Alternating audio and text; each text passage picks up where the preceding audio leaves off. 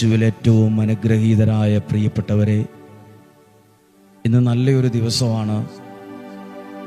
ദൈവവചനം കേൾക്കുവാനും പ്രാർത്ഥിക്കാനും എല്ലാം ദൈവം ഒരുക്കിയൊരു സമയമാണ്.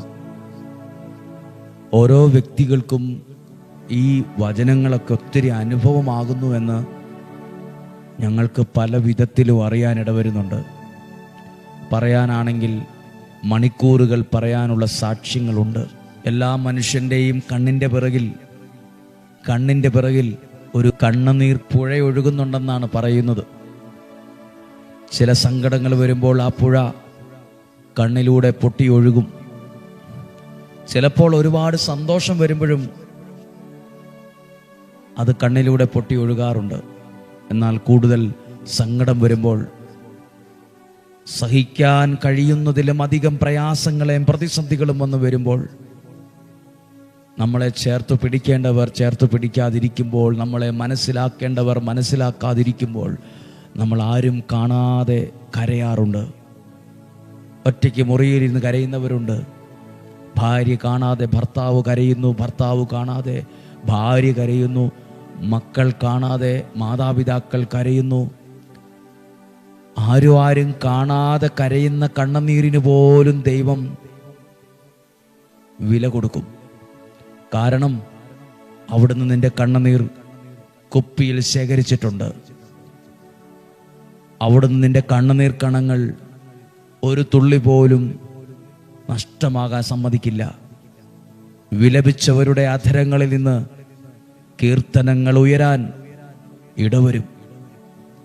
ഇന്നൊത്തിരി പ്രതീക്ഷയോടെ, ഇന്നൊത്തിരി സങ്കടത്തോടെ പ്രാർത്ഥിക്കുന്ന ഒരുപാട് പേരുണ്ട്. മകനെ ഓർത്ത്, മകളെ ഓർത്ത്, ജീവിത പങ്കാളി ഓർത്ത് വിഷമിക്കുന്നവരുണ്ട്. നിങ്ങൾ ആരെയും ഓർത്ത് വിഷമിച്ചാണോ ഇന്ന് ഈ വചനം കേൾക്കുന്നത്? നിങ്ങളെ ഓർത്തൊരു വിഷമമുണ്ട്, അല്ലെ വീടിനെ ഓർത്ത് വിഷമമുണ്ട്, ഇപ്പോഴത്തെ സാമ്പത്തികത്തിൻ്റെ കാര്യം ഓർത്ത് വിഷമമുണ്ട്, കെട്ടിച്ചു വിട്ട പിള്ളേരെ ഓർത്ത് വിഷമമുണ്ട്, കല്യാണം കഴിഞ്ഞ മകൻ്റെ ജീവിതത്തെ ഓർത്തൊരു ഭാരമുണ്ട്. അല്ലെങ്കിൽ നിങ്ങളുടെ പ്രിയപ്പെട്ട ചിലർ വേദനിക്കുന്നത് മൂലം നിങ്ങൾക്കൊരു വേദന അനുഭവിക്കുന്നവരാണോ? ഇന്ന് നിങ്ങൾക്ക് വേണ്ടി പ്രത്യേകം പ്രാർത്ഥിക്കുവാണ്.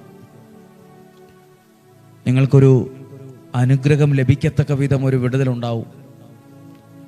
ഇന്ന് കേൾക്കുന്ന വചനം യെശയ്യാ പ്രവാചകന്റെ പുസ്തകം 57 അധ്യായം 18 വാക്യത്തിന്റെ 2 ഭാഗമാണ്. യെശയ്യാ പ്രവാചകന്റെ പുസ്തകം 57:18 വചനത്തിന്റെ 2 ഭാഗം. അവനെ പ്രതി വിലപിച്ചവരുടെ അധരങ്ങളിൽ നിന്ന് കീർത്തനങ്ങൾ ഉയരാൻ ഇടയാക്കും. അവനെ പ്രതി വിലപിച്ചവർ. നിങ്ങൾ ആരെയും ഓർത്ത് കരയുന്നവരുണ്ട്. അയ്യോ, എൻ്റെ ഈ പ്രിയപ്പെട്ടവർക്ക് ഇങ്ങനെ ഒരു വിഷമം വന്നിരിക്കുവാണല്ലോ, ഇദ്ദേഹത്തിന് ഇങ്ങനെ ഒരു രോഗമാണല്ലോ, ഈ കുടുംബത്തിന് ഇങ്ങനെ ഒരു പ്രയാസമുണ്ടല്ലോ, അവർ തമ്മിൽ വഴക്കാണല്ലോ. അത് വിചാരിച്ച് വിലപിക്കുന്നവരുണ്ട്, പ്രാർത്ഥിക്കുന്നവരുണ്ട്. കീർത്തനങ്ങൾ ഉയരാൻ ഇടവരും.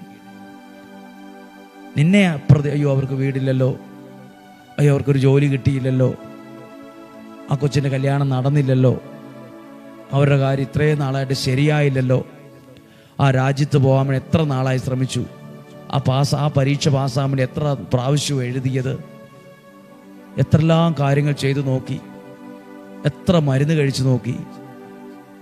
ഇങ്ങനെ ചിലരെ ഓർത്ത് ചില കാര്യങ്ങളെ ഫോക്കസ് ചെയ്തുകൊണ്ട് വിലപിക്കുന്നവരുണ്ട്, കരയുന്നവരുണ്ട്, സങ്കടപ്പെടുന്നവരുണ്ട്. വചനം പറയുന്നു, ആരെയും ഓർത്ത് വിലപിക്കുന്നുണ്ടോ, വിലപിച്ചവരുടെ അധരങ്ങളിൽ നിന്ന് കീർത്തനങ്ങളെന്ന് പറഞ്ഞാൽ അവരുടെ അവസ്ഥയ്ക്ക് മാറ്റം വരുമ്പോൾ നമ്മൾ പറയും, ഇപ്പോൾ അവർ സന്തോഷമാണ്, ഇപ്പോൾ അവർ ആരോഗ്യത്തോടെ ഇരിക്കുന്നു, ഇപ്പോൾ ഒരു അനുഗ്രഹത്തിലാണ്. അവരെ പ്രതി വിലപിച്ചവരുടെ അധരങ്ങളിൽ നിന്ന് കീർത്തനങ്ങൾ ഉയരാൻ ഇടവരും. ഞാൻ ഓർക്കുന്ന ഒത്തിരി കാര്യങ്ങളുണ്ട്. എന്നെ ഓർത്ത് വിലപിച്ചവരുണ്ട്, എന്നെ ഓർത്ത് സങ്കടപ്പെട്ടവരുണ്ട്, എന്നെ ഓർത്ത് കരഞ്ഞവരുണ്ട്. ഞാൻ സ്കൂളിൽ പഠിക്കുന്ന സമയത്തൊക്കെയും പഠനത്തിലൊക്കെ വളരെ പിന്നോക്കമായിരുന്ന സമയവും പഠിക്കാൻ പറ്റാത്ത സാഹചര്യങ്ങൾ വന്ന് പ്രധാനപ്പെട്ട പരീക്ഷകളിലൊക്കെ പരാജയപ്പെട്ടപ്പോൾ എൻ്റെ പ്രിയപ്പെട്ടവർ വിലപിച്ചതായി എനിക്കറിയാം. അവൻ്റെ കാര്യം കഷ്ടമായിപ്പോയി, അവനും രക്ഷപ്പെടുകയല്ലോ എന്നോർത്ത് പ്രതീക്ഷയ്ക്ക് വിപരീതമായ കാര്യങ്ങൾ എൻ്റെ ജീവിതത്തിൽ ഉണ്ടായപ്പോൾ എന്നെ ഓർത്ത് വിലപിച്ചവർ, എന്നെ ഓർത്ത് കരഞ്ഞവർ, എന്നെ ഓർത്ത് ഭക്ഷണം കഴിക്കാതിരുന്നവരെയൊക്കെ എനിക്കറിയാം. കഷ്ടമായി പോയി എന്ന് പറഞ്ഞു. പക്ഷേ വിലപിച്ചവർ ഇന്ന് കീർത്തനങ്ങൾ പാടുന്നുണ്ട്. സന്തോഷമായിട്ടിരിക്കുന്നു, ഇങ്ങനെയൊക്കെ കേൾക്കാൻ കഴിയുന്ന സന്തോഷമുണ്ട്. നല്ല വാക്കുകൾ എന്നെക്കുറിച്ച് പറയുന്നു. ഞാൻ വിശ്വസിക്കുവാണ് ഈ വചന സത്യമാണ്. ആരെയും ഓർത്ത് വിലപിച്ചിട്ടുണ്ടെങ്കിൽ അവരെ ഓർത്ത് കീർത്തനങ്ങൾ പാടാൻ ഉയരാൻ ഇടവരും. നിങ്ങളുടെ ജീവിതത്തിൽ ആരെങ്കിലും ഏതെങ്കിലും ഒരു പ്രയാസത്തിൽ, മദ്യത്തിലോ മയക്കുമരുന്നിലോ ഒക്കെ ആണോ? അവരെ ഓർത്ത് വിലപിക്കുന്ന ഭാര്യയുണ്ട്, അവരെ ഓർത്ത് വിലപിക്കുന്ന കുടുംബാംഗങ്ങളുണ്ട്, അവരെ ഓർത്ത് വിലപിക്കുന്ന മക്കളുണ്ട്. ഇന്ന് സാഹചര്യം അതാണേലും ഇന്ന് പ്രാർത്ഥിക്കുക. വിലപിച്ചവരുടെ അധരങ്ങളിൽ നിന്ന് ആ അവസ്ഥ കീർത്തനങ്ങൾ ഉയരുന്നത് എപ്പോഴാ? ഇന്നും അതേ പ്രശ്നം അതേപടി തുടരുവാണെങ്കിൽ കീർത്തനങ്ങൾ ഉയരുകയില്ലല്ലോ. പകരം എന്ത് ഉയരും? അവിടെ വിലാപമേ ഉയരുകയുള്ളൂ. കരച്ചിലേ, കണ്ണുനീരേ വീഴത്തുള്ളൂ. പക്ഷെ കീർത്തനങ്ങൾ അത് സന്തോഷത്തിൻ്റെ അടയാളമാണ്, അത് സമാധാനത്തിൻ്റെ അടയാളമാണ്, അത് മനസ്സ് ഫ്രീ ആയതിൻ്റെ ഒരു അടയാളമാണ്. കീർത്തനങ്ങൾ ഉയരാൻ സന്തോഷം വരുമ്പോൾ ചിലർ പാട്ട് പാടുന്ന കണ്ടിട്ടില്ലേ? ഒത്തിരി സന്തോഷം വരുമ്പോൾ പാട്ട് പാടാൻ അറിയാത്തവരൊക്കെ എന്തെങ്കിലുമൊക്കെ ഒന്ന് പാടും. ചുമ്മാ നടക്കുമ്പോഴും വണ്ടി ഓടിക്കുമ്പോഴും ഒക്കെ മനസ്സിലൊരു പാട്ടൊക്കെ, മൂളിപ്പാട്ടെങ്കിലും പാടും. സന്തോഷമുള്ള മനസ്സുള്ളപ്പോഴാണ് കീർത്തനങ്ങൾ ഉണ്ടാവുക, പാട്ടുകൾ ഉണ്ടാവുക, മൂളിപ്പാട്ടുകൾ പോലും ഉണ്ടാവുക. വചനം പറയുന്നു, ഇന്ന് നീ എന്തിനേലും ഓർത്താണോ വിലപിക്കുന്നത്? കീർത്തനങ്ങൾ ഉയരും. അതാണ് സാക്ഷ്യം. ദൈവവചനം കേട്ട് പ്രാർത്ഥിക്കുന്ന അനേകർ പല സങ്കടത്തിലായിരുന്നവരെ എനിക്കറിയാം, പല സങ്കടത്തിലായിരുന്നവരെ എനിക്കറിയാം. എന്നോടൊരാൾ പറഞ്ഞു, എൻ്റെ പ്രിയപ്പെട്ടയാൾ മദ്യപാനിയായിട്ട് വീട്ടിൽ വന്നാൽ പുഴുവിനെ പോലെ എഴയുന്ന പോലെ ആയിരുന്നു. പുഴുവിനെ പോലെ വീട്ടിൽ കിടന്ന് എഴയുവാണ്, നടക്കാൻ പറ്റത്തില്ല, അതുപോലെ മദ്യപിച്ച് വീണുപോകും. പക്ഷെ എന്തായാലും ഈ ഡെയിലിയുള്ള വചനം കേട്ട് ആ മനുഷ്യന് ഒത്തിരി മാറ്റമുണ്ട്, ഒത്തിരി മാറി. വീട്ടിലൊന്നും അല്ലെങ്കിലും ഒത്തിരി സന്തോഷമുണ്ടെന്ന് പറഞ്ഞു വന്നത് എന്താ?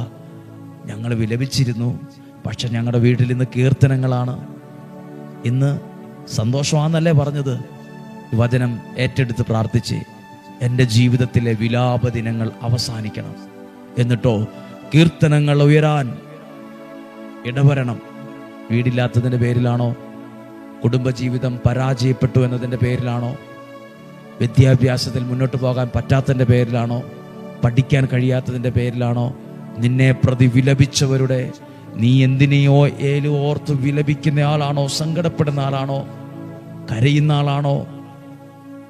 എല്ലാ മനുഷ്യൻ്റെയും കണ്ണിൻ്റെ പിറകിലൂടെ ഒഴുകുന്നൊരു കണ്ണുനീർ പുഴ, കണ്ണുനീർ തോട്, കണ്ണുനീരിൻ്റെ കടലൊക്കെ ഉണ്ട്.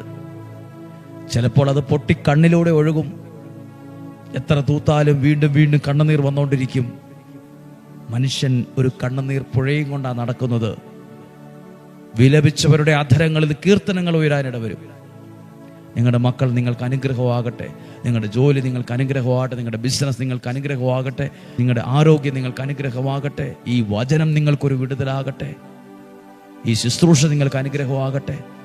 നിങ്ങളൊരു പക്ഷേ 1, 5, 10 പേർക്കൊക്കെ ഈ വചനം അയച്ചു കൊടുക്കുമ്പോൾ ആരുടെയൊക്കെയോ വിലാപങ്ങൾക്ക് വിരാമമിടാൻ അത് കാരണമാകുന്നുണ്ട് കേട്ടോ. ആരുടെയൊക്കെയോ വിലാപങ്ങൾക്ക് വിരാമമിടേണ്ടവരാണ് നമ്മൾ. അല്ലാതെ വിലാപങ്ങൾ, അവരുടെ വിലാപം വർദ്ധിപ്പിക്കാനല്ല നമ്മുടെ ശ്രമം. വിലാപങ്ങൾക്ക് വിരാമമിടാനാണ് നമ്മളെ ദൈവം ശുശ്രൂഷ ഏൽപ്പിച്ചത്. നമുക്ക് പ്രാർത്ഥിക്കാം. ഈ വ്യാഴാഴ്ച ദിവസം ഇന്ന് 9 മണിക്ക് പരിശുദ്ധ കുർബാന എഴുന്നള്ളിച്ചു വെച്ചുള്ള ആരാധനയും ശുശ്രൂഷയുടെ പ്രാർത്ഥനയും ആരംഭിക്കുന്നു. ധാരാളം ആളുകൾ വന്നുകൊണ്ടിരിക്കുന്നു. പ്രാർത്ഥന ആരംഭിക്കുന്നു. നിങ്ങളും ഞങ്ങൾക്ക് വേണ്ടി പ്രാർത്ഥിക്കുമല്ലോ. നമ്മുടെ കർത്താവ് ഈശോ മിശിഹായുടെ കൃപയും പിതാവായ ദൈവത്തിൻ്റെ സ്നേഹവും പരിശുദ്ധാത്മാവിൻ്റെ സഹവാസവും നിങ്ങളോടുകൂടെ ഉണ്ടായിരിക്കട്ടെ, നിങ്ങളുടെ ഭവനത്തിലുണ്ടായിരിക്കട്ടെ. രോഗങ്ങളിൽ നിന്നും, അപകടത്തിൽ നിന്നും, ദുർമരണത്തിൽ നിന്നും, മൂപ്പെത്താത്ത മരണത്തിൽ നിന്നും, ചതിയിൽ നിന്നും, വഞ്ചനയിൽ നിന്നും, നിരാശയിൽ നിന്നും, കുറ്റബോധത്തിൽ നിന്നും ദൈവം നമ്മെ സൂക്ഷിക്കട്ടെ. ശരീരത്തിൻ്റെ അകവും പുറവും ആന്തരിക അവയവങ്ങളെല്ലാം ദൈവത്തിൻ്റെ സംരക്ഷണയിൽ ആകട്ടെ. ദീർഘായുസ്സും ആരോഗ്യവും ഉണ്ടാകട്ടെ. കർത്താവേ, അങ്ങയുടെ വചനത്തെ കേൾക്കുന്ന ഒരു കുഞ്ഞു പോലും തകർന്നുവെന്ന് കേൾക്കാനിടയാകരുത്. ഒരാൾ പോലും പരാജയപ്പെട്ടു എന്ന് കേൾക്കാനിടയാകരുത്. ഒരാളും ആത്മഹത്യ ചെയ്തു എന്ന് കേൾക്കാനിടയാകരുത്. അങ്ങയുടെ വചനം കേൾക്കുന്ന ഒരാൾ പോലും സാമ്പത്തികമായി തകർന്നു, പരാജയപ്പെട്ടു എന്ന് കേൾക്കാനിടയാകരുത്. ദൈവവചനം കേൾക്കുന്ന ഒരു കുഞ്ഞു പോലും വിജയിച്ചില്ല എന്ന് കേൾക്കാനിടയാകരുത്. വിജയിച്ചു എന്ന് കേൾക്കാനിടയാകണം. അനുഗ്രഹിക്കപ്പെട്ടു എന്ന് കേൾക്കാനിടയാകണം. നല്ല വീടും ജീവിക്കാനുള്ള ചുറ്റുപാടും സഞ്ചരിക്കാനുള്ള വാഹനവും സൗകര്യങ്ങളൊക്കെയും ദൈവം അറിഞ്ഞ് നിങ്ങൾക്ക് തരുന്നു എന്നറിയാൻ കഴിയണം. ദൈവാനുഗ്രഹമുള്ളത് നിങ്ങളുടെ വീട്ടിൽ വരണം. നിങ്ങളുടെ കുഞ്ഞുങ്ങൾ പഠിച്ച് അനുഗ്രഹമുള്ളവരാകണം. ഉന്നത സ്ഥാനങ്ങളിലെത്തണം. ഒരു സാക്ഷ്യമായി അത് മാറണം. മദ്യപാനികൾ എന്നെ കേൾക്കുന്നെങ്കിൽ നിങ്ങളുടെ മദ്യപാനം മാറണം. നിങ്ങളുടെ ചീത്ത കൂട്ടുകെട്ടുകൾ മാറണം. നിങ്ങൾ അനുഗ്രഹിക്കപ്പെട്ടു വരണം. മദ്യത്തിനോ മയക്കുമരുന്നിലോ ലഹരിക്കോ അടിമപ്പെട്ടു പോകരുത്. നിങ്ങൾ ജീവിക്കണം. ദൈവവചനം കേൾക്കുന്ന നിങ്ങളൊരു സാക്ഷിയാകണം. വിലാപദിനങ്ങൾ വിരാമമാകണം. വിലാപദിനങ്ങൾ അവസാനിച്ച് അത് വിജയത്തിൻ്റെ ദിനങ്ങളായി അത് കീർത്തനങ്ങൾ ഉയരാൻ ഇടയാകണം. കുഞ്ഞുങ്ങളോടും യുവതി യുവാക്കളോടും പ്രാർത്ഥനയിൽ പറയട്ടെ, രക്ഷപ്പെട്ടു വരണം. സാമർഥ്യമുള്ളവരാകണം. നേടിയെടുക്കാൻ കഴിവുള്ളവരാകണം. പറയാനും നിൽക്കുവാനും ജീവിക്കാനും കെൽപ്പും കഴിവും തൻ്റെ ഇടവും ധൈര്യവും ഉള്ളവരാകണം. നിങ്ങൾ വിജയിച്ചു വരണം. നിങ്ങളെക്കുറിച്ച് പ്രിയപ്പെട്ടവരായ ഒരുപാട് പേർക്ക് വലിയ പ്രതീക്ഷയുണ്ട്. ഒരാളും വഴിതെറ്റി പോയേക്കരുത്. ഒരാളും തെറ്റായ ബന്ധത്തിൽ പോയേക്കരുത്. ഒരാൾ പോലും ഒരു കുഴിയിലും വീണേക്കരുത്. ചതിയിൽപ്പെട്ടു പോകരുത്. രക്ഷപ്പെട്ടു വന്നോണം. ഉയരങ്ങളിലെത്തിക്കോണം. യേശുവിൻ്റെ നാമത്തിൽ നിങ്ങൾക്ക് വേണ്ടി പ്രാർത്ഥിക്കുന്നു. നിങ്ങളെ അനുഗ്രഹിക്കുന്നു. നിങ്ങൾക്ക് വേണ്ടി പ്രാർത്ഥിക്കുന്നു. യേശുവിൻ്റെ നാമത്തിൽ ആശീർവദിച്ച് അനുഗ്രഹിച്ച് പ്രാർത്ഥിക്കുന്നു. ഇപ്പോഴും എപ്പോഴും എന്നേക്കും ആമേൻ. ദൈവം അനുഗ്രഹിക്കട്ടെ. സാധ്യമായവർക്ക് അയച്ചു കൊടുക്കുക. ഇന്ന് നാളെയുമുള്ള ശുശ്രൂഷകൾ ഒത്തിരി അനുഗ്രഹമാണ്. കുട്ടികളുടെ പരീക്ഷ നടക്കുന്നു. ഞങ്ങൾ പ്രത്യേകമായി പ്രാർത്ഥിക്കുന്നു. അവരെ ഓർക്കുന്നു. ദൈവം അനുഗ്രഹിക്കട്ടെ. നാളെയും നമ്മൾ ഒരുമിച്ച് കാണുന്നതുവരെ സ്വർഗത്തിലെ വലിയവനായ ദൈവം ഉള്ളം കയ്യിൽ എന്ന പോലെ തന്നെ നിങ്ങളെയും സൂക്ഷിക്കട്ടെ. ആമേൻ. അനുഗ്രഹം പ്രാപിക്കാൻ വേദനയോടെ വരും നേരം വേദനയെല്ലാം നീക്കണമേ. ഞങ്ങളുടെ യാചന കേൾക്കണമേ. അനുഗ്രഹം പ്രാപിക്കാൻ വേദനയോടെ വരും നേരം വേദനയെല്ലാം നീക്കണമേ. ഞങ്ങളുടെ യാചന കേൾക്കണമേ. യോഗ പ്രാർത്ഥന ചൊല്ലും നേരം അമ്മേ മാധ്യസ്ഥമേകണമേ. നിയോഗ പ്രാർത്ഥന ചൊല്ലും നേരം അമ്മേ മാധ്യസ്ഥമേകണമേ. നിയോഗത്തിൽ പ്രാർത്ഥിക്കുമ്പോൾ അമ്മേ മാധ്യസ്ഥമേ